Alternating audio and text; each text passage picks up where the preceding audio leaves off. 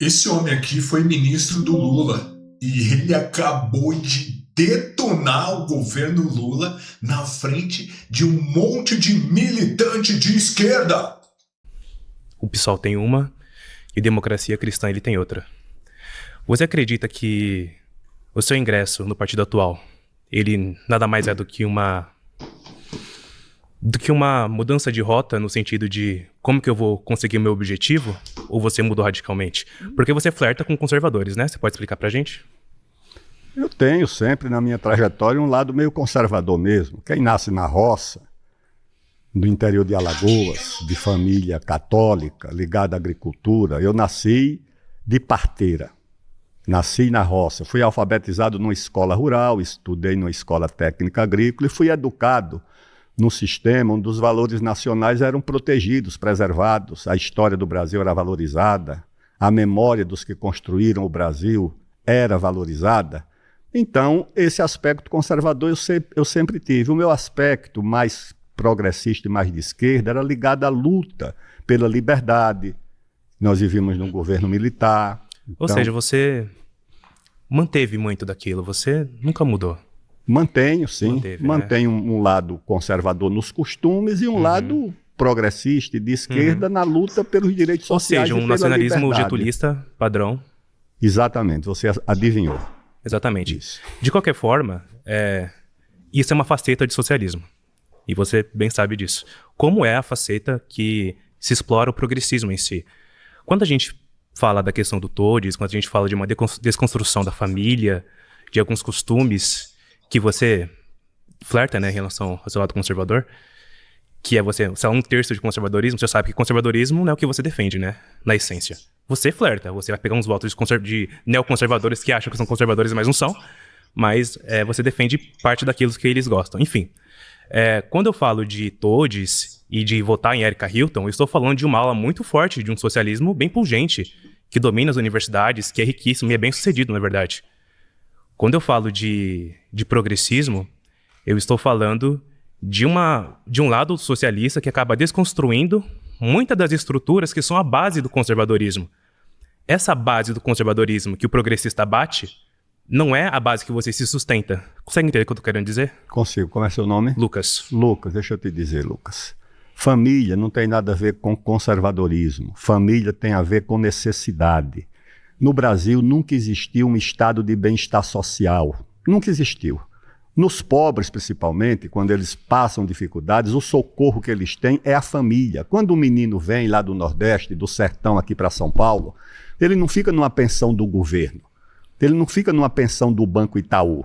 Ele fica na casa de um parente, na casa de um tio, de um irmão, do cunhado. Quando minha mãe ficou viúva com 27 anos, não foi o Estado que foi protegê-la, foram meus tios, minhas tias. Ela me colocou para ser criado porque não tinha nem como criar esses filhos, que eram muitos, na casa de um tio. Depois ela foi trabalhar e recolheu essas crianças para ela mesma criar. Mas a família não tem nada a ver com conservadorismo, tem a ver com necessidade dos pobres para se proteger numa sociedade onde o Estado e o mercado não protegem ninguém. Não tenho nada contra você falar todas e todos na sua casa, tá certo? Agora, no mundo oficial, na escola, nas repartições públicas, a linguagem é aquela oficial da língua portuguesa. Ninguém tem o direito de inventar uma linguagem, uma gramática própria e um idioma próprio. A semântica freestyle, né? A semântica freestyle é um problema. E eu acredito em você, eu acredito na sua honestidade intelectual, e você sabe que Getúlio Vargas não era conservador, você sabe que ideias nacionalistas divergem do que é o conservadorismo. Getúlio Vargas, para os conservadores, ele foi de esquerda. Para a esquerda, ele foi conservador. Então, Getúlio Vargas termina não se enquadrando direito em nenhuma dessas torcidas ideológicas de esquerda ou de direita. Você consegue concordar comigo na minha ousadia em dizer que os filhos de Getúlio são ao mesmo tempo Bolsonaro e Lula? Por que eu teria que concordar com isso? O Bolsonaro traz aquele nacionalismo patriótico e o Lula traz aquele trabalhismo denso. Não, eles poderiam ser um pouco de Getúlio e um pouco a negação do Getúlio. O Lula, quando ia para o Rio Grande do Sul, ele passava a 100 quilômetros de São Borja para não chegar nem perto do túmulo do Vargas.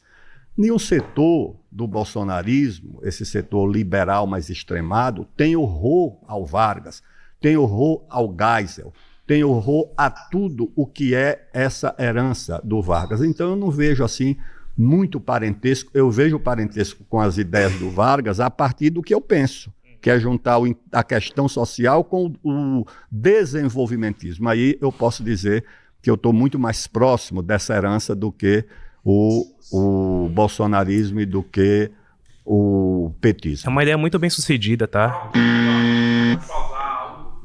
No verde. Muito bem. Vamos lá. Próximo. 3, 2. Senta aí. Tudo bem? Tudo certo. Aperto aqui? Isso. Apertei. Podemos partir de onde parou aqui. O que você quiser conversar. Maravilha. Eu me chamo livre. Wesley Gabriel, sou estudante do Instituto Federal de São Paulo. Maravilha. Bom, a sua afirmação é de que falar todes e votar na Erika Hilton não melhoram o Brasil, correto? Isso. Eu queria É um direito democrático que Com deve certeza. ser reconhecido e respeitado. Com Mudar certeza. o Brasil são outros 500. Eu quero apresentar aqui alguns elementos para a gente poder dialogar a respeito Por disso. favor.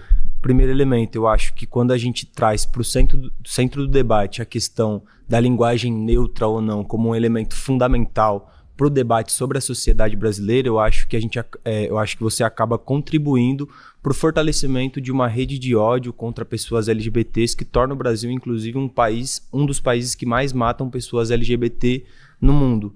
Esse é o primeiro ponto. O segundo ponto é que a língua ela é viva, né? Ela se adapta conforme a história já nos mostrou em muitos momentos. Então ela tem várias transformações e usar a linguagem coloquial, usar a linguagem neutra ou até mesmo a linguagem formal, eu acho que não seja necessariamente um ponto que a gente vá discutir profundamente os problemas do nosso país, né? Então eu acho que esse é o ponto. Sobre votar ou não na Erika Hilton, primeiro, eu não sou eleitor da Erika Hilton, mas eu entendo que o mandato da Erika Hilton hoje na Câmara dos Deputados é um mandato fundamental porque traz para o centro do debate, a partir da sua influência midiática, a partir da sua militância, um debate que é essencial para o trabalhador, que é a redução da jornada de trabalho sem a redução salarial que hoje está traduzida como fim da escala 6x1, mas que é uma luta histórica das centrais sindicais, do movimento estudantil, do movimento social, que é defender uma redução da jornada de trabalho sem a redução salarial, com o objetivo de melhorar a qualidade de vida do nosso povo, inclusive não apenas na questão financeira, mas na questão do lazer, da educação, da saúde, de ter tempo realmente para viver. O senhor, como é de uma outra época, o senhor sabe que o Brasil historicamente é um país que viveu da exploração alheia, que viveu do latifúndio, que tem uma grande concentração de riqueza hoje no nosso país. Então eu acredito que, primeiro, a Erika Hilton realmente não vai conseguir resolver todos os problemas do Brasil, mas hoje ela é uma das vozes fundamentais no Congresso para defender os interesses do povo, principalmente no sentido da jornada de trabalho, na luta em defesa das mulheres, das pessoas LGBTs. Então eu queria trazer esses elementos aqui para a gente poder dialogar e entender também qual que é a posição do senhor, a partir dessa perspectiva que eu te apresento. Em primeiro lugar, a língua, o idioma, é um fundamento da nossa cultura. Está lá no artigo 11 da Constituição, que é um dos símbolos do Brasil, é a nossa língua, é o idioma. Por quê? Você educa as crianças no idioma.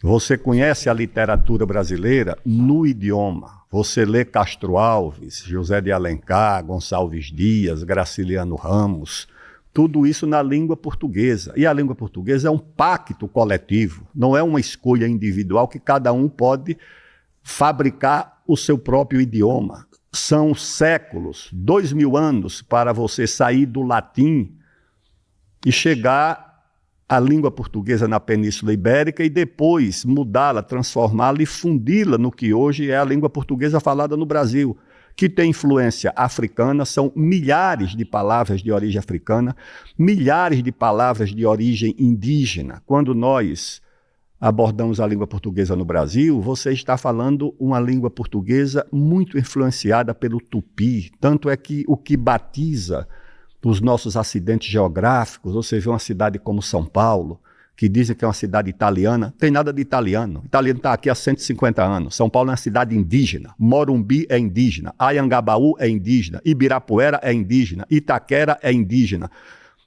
Tietê é indígena. Tamanduateí é indígena. Então São Paulo é uma cidade que foi criada pelos indígenas que incorporaram o seu idioma, a língua portuguesa. Agora aparece alguém da profundeza da sua ignorância e quer moldar um novo idioma, uma nova língua, mudar inclusive os pronomes. Não, isso não é possível. As pessoas podem ter liberdade para falar isso em casa. Para usar isso como língua oficial, não. Vamos ter respeito por uma construção coletiva, histórica, que está na nossa literatura, nas nossas leis, escrevemos a nossa Constituição, as nossas normas, tudo isso a partir da nossa música, da língua portuguesa. Agora aparece um grupo dizendo, não, agora vamos mudar, temos pronomes diferentes, pronomes neutros. Não, isso não é possível. E lamentável que o próprio Supremo Tribunal Federal tenha proibido os estados de legislar sobre essa matéria, ou seja, proibir essa linguagem neutra. Pode falar em casa, nas escolas não, nos tribunais não, nas repartições públicas não, nos meios de comunicação que são concessões públicas, como rádio e TV, também não. Isso tem que ser somente proibido, porque isso cria no país uma anomalia que não deve ser admitida. Votar na Erika Hilton é um direito que deve ser respeitado. O que eu estou dizendo é que isso não muda o país, porque a agenda que muda o Brasil é a agenda da retomada do desenvolvimento. O país está bloqueado, o Brasil é um país interditado, inclusive pelo partido da Erika Hilton, que proíbe que não pode ter petróleo no Amapá, não pode ter hidrovia, não pode ter ferrovia, não pode ter ferrogrão. Ou seja, interdita o país e vem dizer que vai resolver o problema dos trabalhadores. O que resolve o problema dos trabalhadores é a retomada do crescimento da economia, a geração de riqueza que o país não gera. O país está se desindustrializando, perdendo emprego a cada dia. Essa é que é a situação. Só para responder, Responda. Então eu acredito que nós estamos caminhando para uma ideia de um projeto nacional de desenvolvimento. É isso que o senhor apresenta aqui. Eu, inclusive, acredito que é isso que o Brasil precisa. O Brasil precisa de uma estratégia para se reindustrializar, para valorizar as suas riquezas, para converter as riquezas produzidas em território nacional para o bem-estar coletivo da população, que realmente é o que não acontece hoje. Hoje, a lógica da economia brasileira, ela beneficia quem tem os títulos da dívida pública, ela beneficia os banqueiros, ela beneficia os grandes empresários, beneficia os grandes exportadores que não precisam pagar taxas para poder tirar o que é produzido em território nacional e mandar para fora, enquanto o nosso povo realmente e historicamente vive as mazelas e as margens do partido da Erika Hilton. Isso tudo então, que você está dizendo na verdade, eu acho que é importante, do PT e do só para PSOL. responder isso, eu acho que é importante colocar um elemento que o senhor nos traz, que o senhor concentra toda essa responsabilidade em dois partidos, mas o senhor sabe bem que o que elegeu o presidente Lula é uma grande frente ampla e que o governo está em constante disputa, o que não isenta a responsabilidade de algumas pessoas, mas que o senhor sabe que dificulta esse processo de construir uma maioria política para poder ter um desenvolvimento nacional que garanta a melhor qualidade de vida para o povo. Tá certo? Muito bem. É isso? É isso. Parabéns, muito obrigado pela contribuição. 3, 2, 1. Bom dia, Aldo. Como vai? Tudo bem? Bom. Um prazer. Eu sou o Daniel Kramer. Pode soltar aí. Fala, Daniel. Certo. Você se considera um defensor da liberdade, Aldo? Sempre foi. E você vai instituir alguma regra para proibir o pronome neutro? Tipo, eu nunca concordo. Eu acho uma pataquada. Eu não sou um woke. Mas se esse é um caminho que a sociedade está tomando, você quer coibir isso de alguma Que forma? sociedade que está tomando? Essa aí é o nosso mundo de hoje. É Erika Hilton no Congresso. É isso aí, cara. É o rumo que as coisas tomaram. Você só consegue citar a Erika Hilton para defender Não, esse negócio. eu posso citar algo que o senhor fez em 2000, que foi tentar proibir o estrangeirismo. Você quis proibir palavras em língua inglesa no país. Você não leu o meu projeto de lei. Então esclareça. Então, o meu projeto de lei era de proteção da língua portuguesa, baseado numa lei francesa. Estavam substituindo todas as palavras francesas por palavras de origem inglesa, e para proteger um patrimônio imaterial da língua francesa, da francofonia, o governo francês fez uma lei estabelecendo limites na substituição de palavras francesas por palavras, porque aqui está na moda, até na narrativa de futebol, narração de futebol. So you're against the English language? You will not have good relationships with the United States? Aí, ó. Tell me, Aldo. I need to know if we're going to get a good relationship. Deixa eu te dizer. Nós temos no Brasil um idioma oficial, que está na Constituição, que deve ser protegido como você protege o patrimônio material do país. Você protege as riquezas, você protege a tecnologia, você protege a indústria, você protege o emprego. Então você protege também a língua portuguesa. O meu projeto não era para proibir nada, pelo contrário, era para melhorar o ensino e a aprendizagem da língua portuguesa. Sabe por quê? Porque se você não domina o seu idioma, você não tem nem capacidade de aprender um segundo idioma. Por quê? Porque você aprende o segundo idioma a partir do seu próprio idioma. Que se você não domina o seu próprio idioma, não vai ter condições de aprender outro. Aliás, não vai ter nem vocabulário. Eu tenho experiência na Câmara dos Deputados, quando convidava alguém para me ajudar em tradução de termos técnicos, por exemplo, que as pessoas não conseguiam traduzir porque não sabiam na língua portuguesa qual era a palavra que correspondia àquela de língua inglesa. E eu só sabia por quê? Porque como boa parte do idioma inglês vem do latim, tinha alguma semelhança com palavras da língua portuguesa. Então era para proteger a língua portuguesa e não para proibir outra língua. Pelo contrário, hoje em dia no Brasil, quem tem condições de aprender uma segunda língua só são alunos de classe média de escolas particulares. Eu quero que as crianças na escola pública saiam da escola pública no ensino fundamental dominando a língua portuguesa e dominando um segundo idioma. É isso que eu quero. Permita-me fazer um contraponto. Você não acha que, por exemplo, você concorda comigo que a estrada para o inferno ela é asfaltada por boas intenções? Quando você traz uma medida dessa, tu também não dá espaço para um esquerdista achar que ele é legítimo colocar a goela abaixo, por exemplo, todes? Tá entendendo o que eu tô querendo dizer?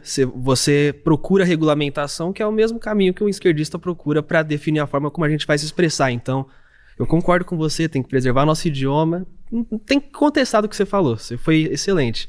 Mas, novamente, será que o caminho é esse? Por exemplo, propor esse tipo de lei? Eu não acho que nós precisaríamos necessariamente de uma regulamentação para isso. Não. Existem outras formas de valorizar a nossa cultura, o nosso patrimônio imaterial, seja lá o que As for. pessoas serão livres para usar a linguagem neutra em casa.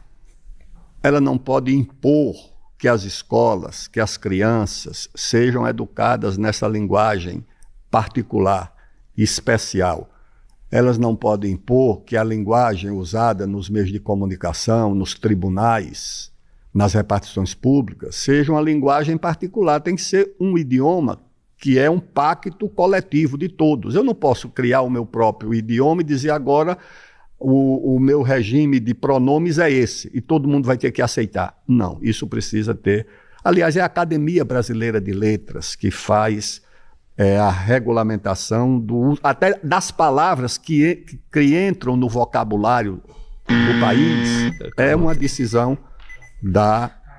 Acho que a gente tem que eleger o Zema e instaurar o dialeto do Timor-Leste no Brasil. Muito bem. Obrigado. Mas é por decisão do STF, né?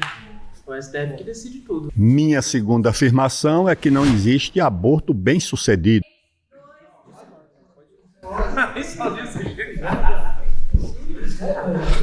Tudo bom? Tudo bom. Prazer, companheiro, né? Deixou a gente. Fale mais Volta. perto do microfone. Assim, eu discordo totalmente dessa afirmação, porque existe aborto. Tem que apertar o botãozinho, seu Aldo. Desculpe. Tá. Eu discordo totalmente porque, assim, existe aborto bem sucedido, sim. Quando você mata o feto. Por exemplo, o senhor já foi estrupado? Quem é estrupado? Eu discordo dessa forma. A pessoa que sofreu um estrupo não obrigada a ficar com o feto de um ato que ela não quis. Né? Deformação de pessoas que o filho nasce com problema, se a pessoa não tiver condição de criar, entendeu? Então acho essa vertente. Muito bem.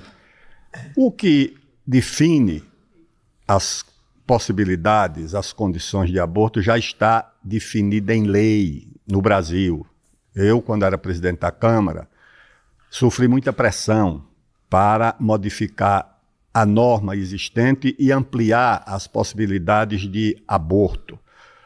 Então o senhor concorda comigo que existe aborto permissivo sim nessa questão, né? Não. Bem-sucedido é uma palavra que não se... É forte, mas, né? Não, e não se adapta a um drama, a um trauma.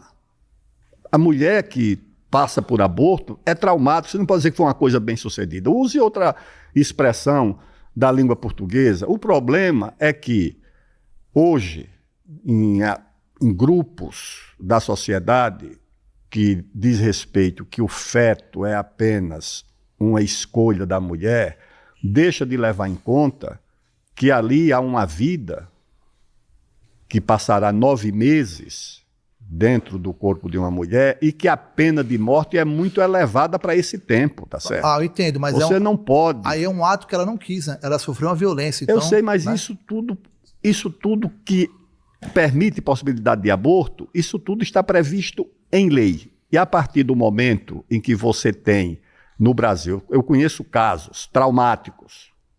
Vou te citar aqui um. Uma mãe desejava adotar uma criança. E inscreveu-se numa lista de adoção. E estava lá, muito distante. E do dia para a noite, aquela lista evoluía assim, com muito vagar, até que, de repente, ela passou ao primeiro lugar na adoção. Aí ela foi lá. Disse, mas por que eu estou em primeiro lugar? Porque as pessoas que estavam na sua frente se negaram a fazer a adoção da vez. E qual era a adoção da vez? Era uma criança que a mãe tentou abortar, não conseguiu abortar, foi para o hospital e os médicos ainda salvaram essa criança. Só que essa criança escapou com muitas limitações. Ela não enxergava, ela não tinha uma formação completa, mas ela escapou do aborto. Essa mãe disse que quando segurou essa criança no colo, não teve como devolvê-la e adotou essa criança e passou a criar essa criança com muito amor. Ou seja, na verdade ali o que havia não era uma tentativa de aborto, era a tentativa de extermínio de uma vida que estava formada. Mas então você não pode concordar com isso. Eu não posso aceitar aborto sendo o E a criança que está na rua lá que quer ter uma família, é a criança que está no orfanato sendo espancada e também quer ter uma família. Porque tem gente que tem famílias e não trata o filho bem. Então acho que para você colocar Como é seu nome? É Paulo Veras. Para você colocar um filho no mundo, você tem que ter Paulo, deixa eu te dizer, Paulo Veras. Com a tecnologia de hoje em dia... O aborto não pode ser uma política de controle da natalidade dos pobres. Essa mulher não pode ter filho porque essa criança não vai estar protegida. Isso não. Ou seja, então é o seguinte, os pobres não vão poder nascer, porque eles sempre vão viver numa situação de risco. Eu já vi esse argumento, inclusive nos Estados Unidos. Se parar de nascer pobre, inclusive, que diminuiria a violência. Não posso aceitar um argumento desse. Não, mas a gente tem que tratar um filho com amor, com respeito. Eu tenho 2 filhos, eu dou minha vida pelo meu filho. Eu não sou rico, mas eu dou amor, eu dou educação. Se eu puder tirar meus olhos para dar pro meu filho, eu sei coração, por que, então, que as outras mães têm que assim, abortar. Não, porque não tem as condições que pode criar o filho como você cria. Se você não tem condição de criar, não tem o filho, para que ele sofrer? Mas ele morrer de fome, para ele ser espancado? Concorda que o único caso de aborto que existe no país é de estupro? Você acha que isso é verdade? Também, porque, não tem nada disso. A maior parte de aborto no Brasil e no mundo é contracepção, financiada muitas vezes pelo Estado, que aqui no Brasil não financia a concepção. Se uma mulher pobre quiser ter filho, ela não tem uma porta para bater. Se ela não quiser, tem todos os meios que o Estado dispõe. E aí vocês reduzem tudo isso? Não. É o estupro, é o estupro. Reduzo não. O senhor isso é muito menor. Foi deputado, por que o senhor não fez nada? Não fez nada como? Entendeu? Eu fiz, disse que acabei de fazer. Proibi que essa lei fosse votada lá. Tá certo? Não vou permitir que o aborto seja uma forma de controle da natalidade dos pobres. Não vai ser. As mulheres pobres têm direito de ter seus filhos. E a sociedade, o Estado, a nação tem que arranjar uma política de desenvolvimento para que essas crianças tenham escola, tenham proteção. Vou resolver a seguinte, o pobre não pode nascer e tem que ser abortado porque o Estado não tem condições de ajudá-lo. Não, por favor, arruma outro argumento. Voto do PT, você traiu nós. Vamos lá. Eu nunca fui do PT.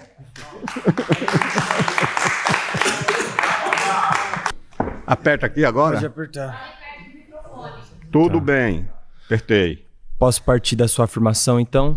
Que é um ambiente de liberdade plena. Ok, eu acho que o aborto ele precisa ser tratado como uma questão de saúde pública e não a partir de opiniões individuais de como que tem que ser, de como que deve ser. Eu acho que precisa existir um critério Se é um técnico. problema de saúde pública, a criança é a doença. Só para concluir. É a criança que é a Só doença. para concluir. Que é isso? Deixa eu Fala concluir. sério. Primeiro eu não falei problema, eu falei uma questão de saúde pública. Ou seja, o que nós temos no Brasil hoje é uma série de abortos clandestinos e a criminalização das pessoas que muitas vezes precisam abortar, que na maioria das vezes são pessoas pobres, pessoas de periferia, que não têm um acompanhamento sério a partir de uma política pública de saúde pública. O que eu acredito que precisa ter um acompanhamento técnico, um acompanhamento psicológico e condições materiais para essa pessoa poder gestar e ter essa criança e se precisar abortar por questões técnicas, questões médicas, questões científicas, ela tenha o direito e o acesso a partir de uma política de saúde pública e que não precise usar uma clínica clandestina no caso de meninas negras e pobres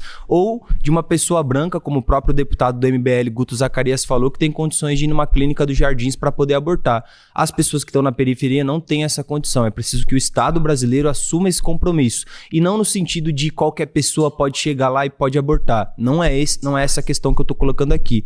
O que eu estou colocando aqui é que o aborto é utilizado como um escape, como algo para causar pânico e tensão moral nas pessoas e confundido o que realmente importa no nosso país, que é ter uma política de desenvolvimento nacional comprometida com os interesses da maioria da população e que cuide do seu povo nas áreas da saúde, da educação, da segurança pública, do emprego, da renda.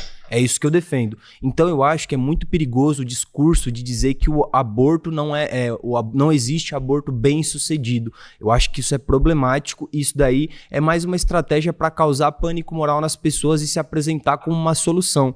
Enquanto nós precisamos debater coletivamente de maneira científica, técnica e apresentar alternativas reais e concretas que, primeiro, protejam a pessoa que está gestando, protejam a criança, mas antes disso mesmo, crie condições para que as famílias possam viver bem no nosso país. Como que vai proteger uma criança que você quer tirar a vida dela? Bom, o que se viu nesse debate foi algo raro.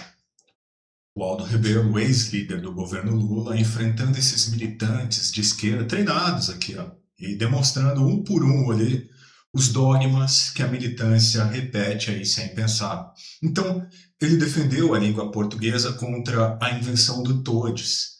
Ele chamou o aborto pelo que ele é: extermínio de uma vida e uma política de controle de natalidade dos pobres disfarçada de saúde pública. E ele ainda expôs os escândalos, o escândalo que a grande mídia esconde, que são as ONGs bancadas por Noruega, fundações americanas e pela turma da Faria Lima, interditando o petróleo lá no Amapá e o ferrogrão e as hidrovias, enquanto a Amazônia afunda em miséria e malária. Aí, quando o assunto foi o TSE, ele foi direto. Emenda constitucional no primeiro dia para devolver o Supremo à sua caixinha. Concorde ou não o passado dele, o recado ficou claro. O Brasil está travado por dentro e quem trava tem nome. Tem endereço nos Jardins e tem financiamento estrangeiro.